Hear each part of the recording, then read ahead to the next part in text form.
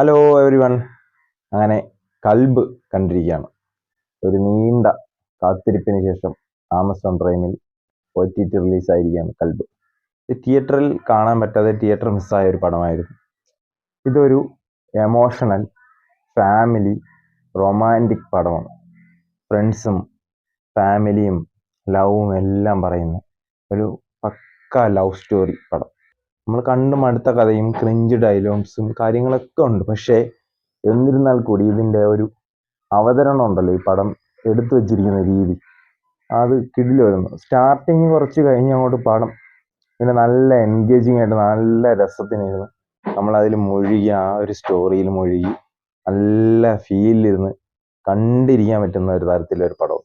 ഇതിൽ ഒരു 2 ഫൈറ്റൊക്കെ ഉണ്ട്, അതൊക്കെ കിടിലമായിട്ട് എടുത്തിട്ടുണ്ട്. ആ ഫൈറ്റ് കൊറിയോഗ്രാഫിയൊക്കെ അടിപൊളിയായിരുന്നു.